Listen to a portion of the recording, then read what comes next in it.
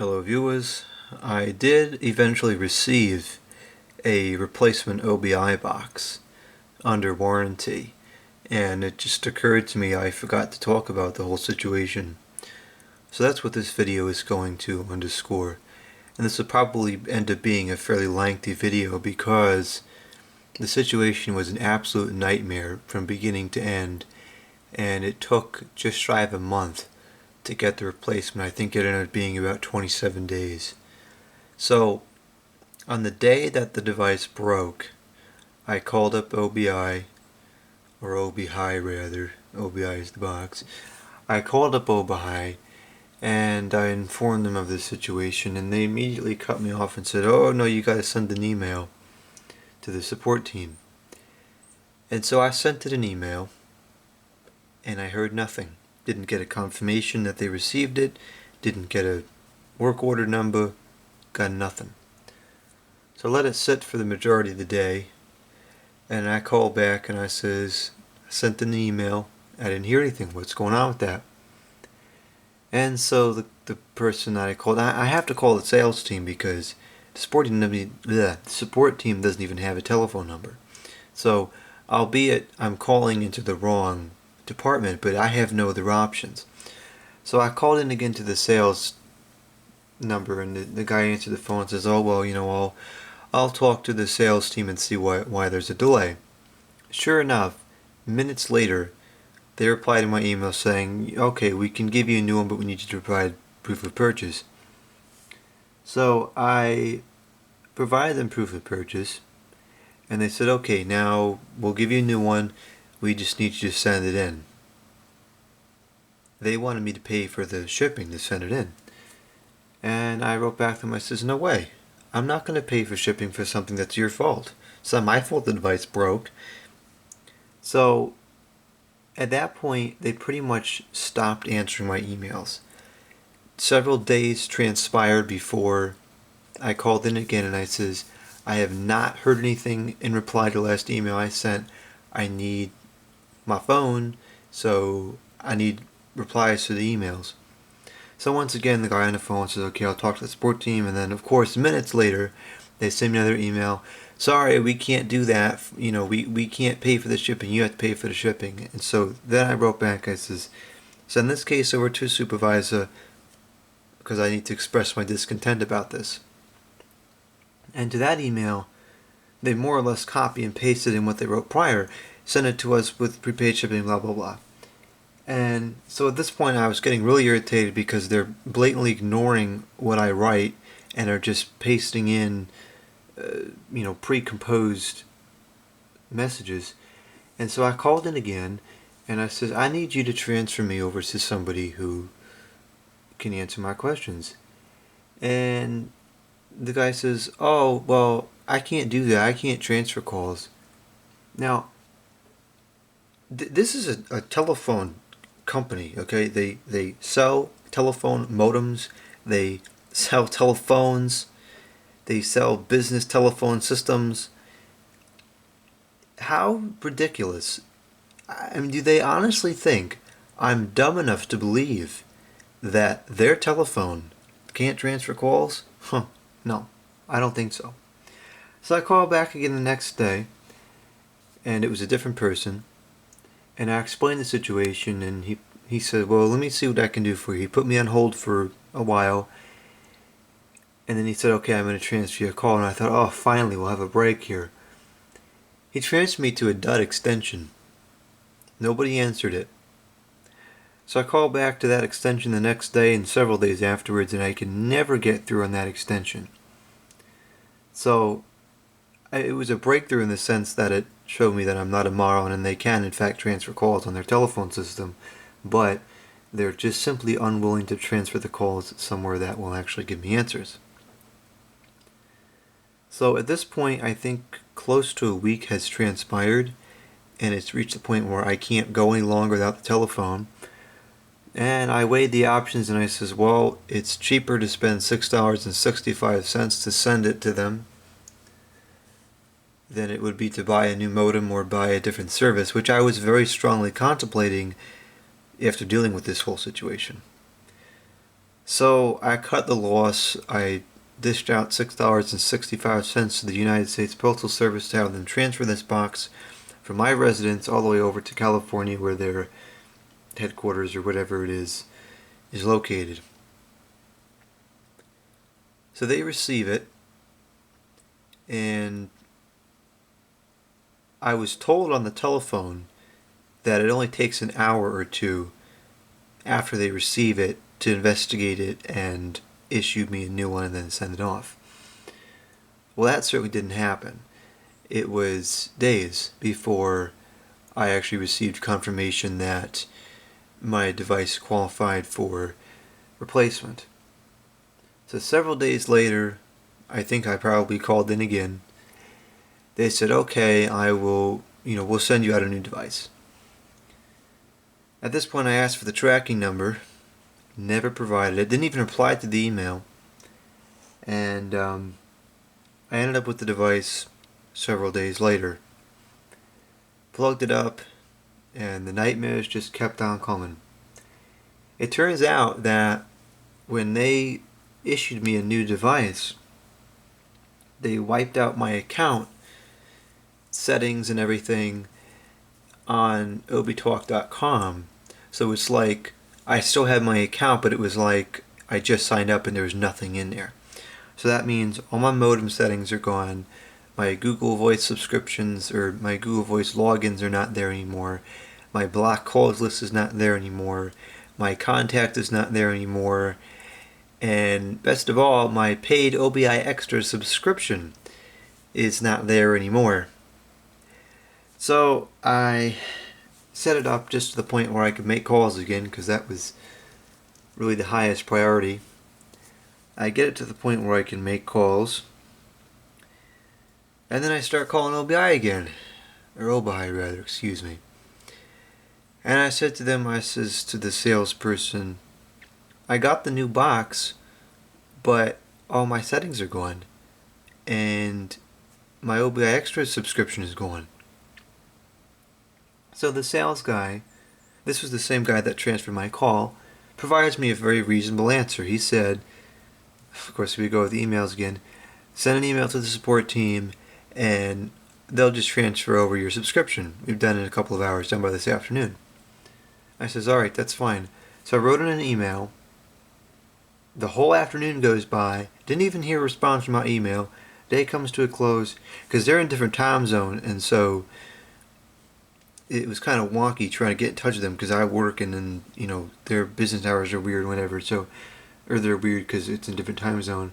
And so that whole day goes by. I couldn't get in touch with them before the day ended and their business day ended. And so day number one goes by, no OBI extras.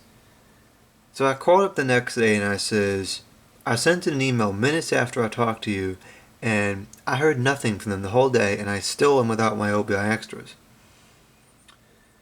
So at this point, he said, okay, I'll talk to the sales team again, all that nonsense. And then they sent me an email, and they wanted me to check on something. And I was a bit confused by what they had written. So I called into the sales team to ask them where exactly I was supposed to go. And at this point was when I was just like, you've got to be flipping kidding me with these people. I heard the guy on the sales team talking to the guy on the support team like they probably work at the same desk.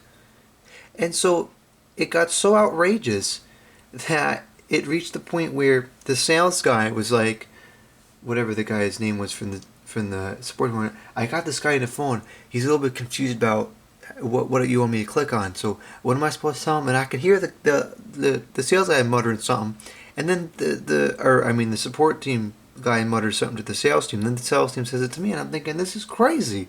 Why in the world can't they just forget about transferring the call? Just physically give the telephone to the guy sitting next to you so I can ask him the question. Needless to say, the sales team guy got me into the website to where I needed to look. And this is crazy. He says, I gave them the information that they wanted in the in the subscription. Or no, actually, wait a minute. No, what he had, the previous email told me that I have to cancel. Oh, I forgot about this. Okay, back up a minute.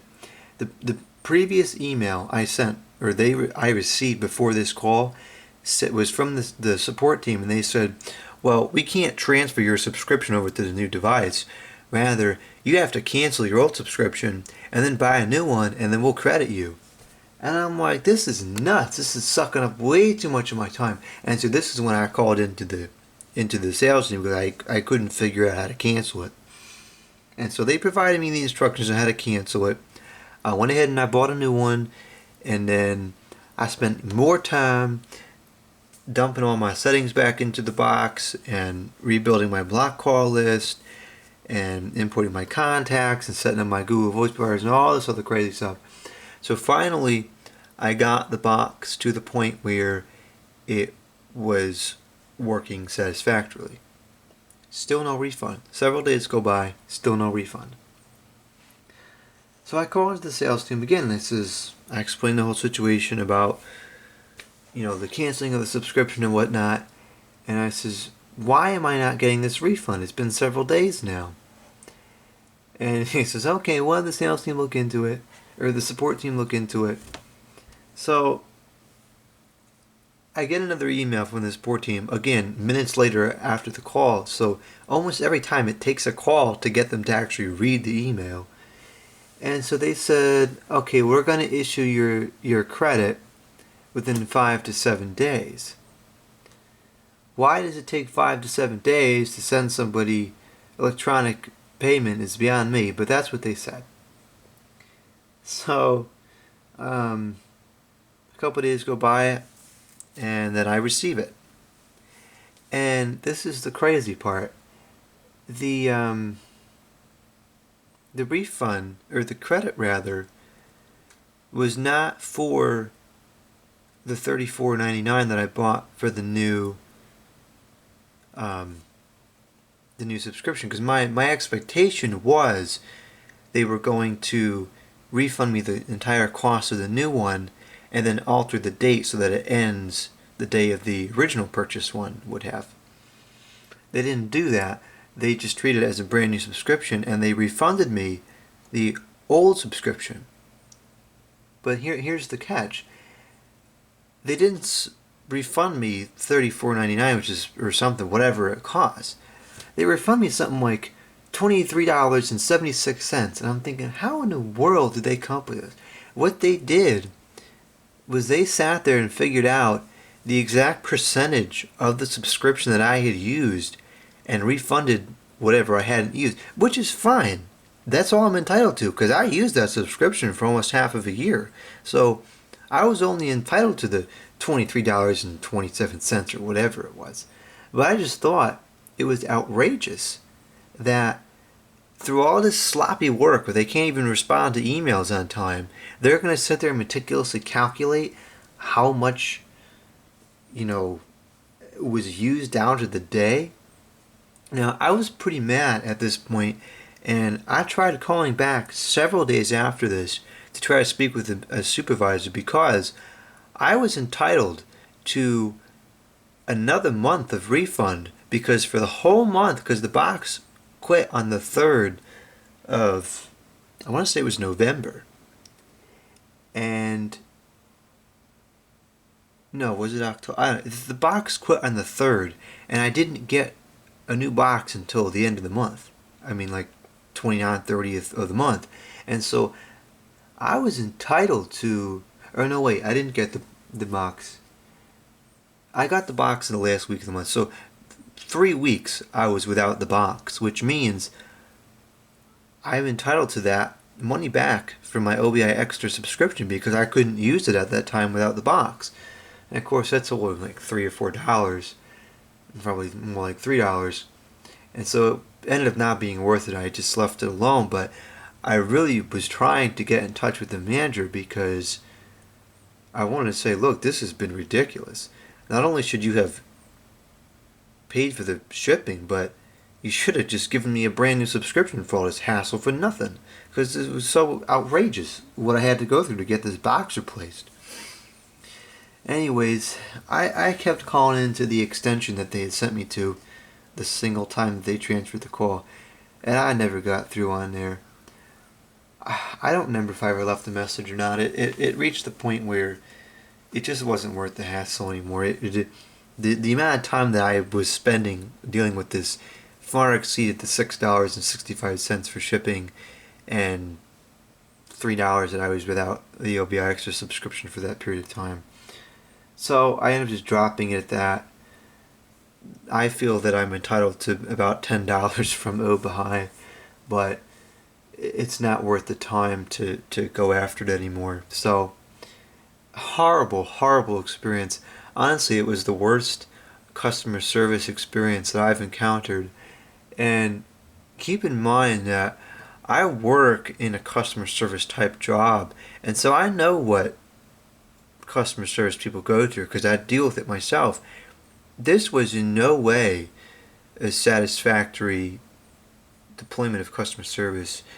I didn't do anything to them that makes this an extraneous case or anything like that. This was a pretty typical case all around.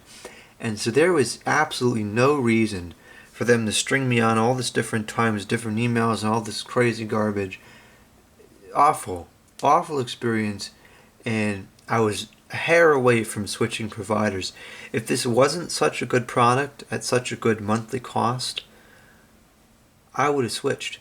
And you know, the other thing that really bothers me about this whole case is that I am a monthly subscriber to their services. You can use this box for free with Google Voice. And so, if you're a free user, Obahai doesn't get anything from you on a monthly basis. They only get the initial cost of the box, and that's it. You can use it from there on out, and they don't get a dime from you. They're making money off me every single month, compared to most of their customers that probably just use it for free. And so the fact that I was a paying subscriber and they still handled the case like this is absolutely deplorable. I honestly thought the fact that I was a paying subscriber would have given me some leverage in the sense that they're going to feel that they ought to replace it sooner or give me better service because I am making them money every month. But no, apparently it didn't matter. So that's what happened. And if this box fails, will I buy another one? Probably. Just because even if the box broke every month, it's still cheaper than a regular service. So the customer service is awful, and I hate supporting companies that operate like that because it's not right. But it is what it is. It's a great product. I like it. It fits my needs perfectly. But the company themselves is terrible. And I hope somebody from there watches this video because it's impossible to reach supervisors or management over there. And that should not be. So I'm going to close out this video. That was my unfortunate experience with Obahai customer support. I honestly hope to never have to contact them again because it's such a waste of time. So we'll see how long this box lasts. Hopefully it'll last more than 5 months.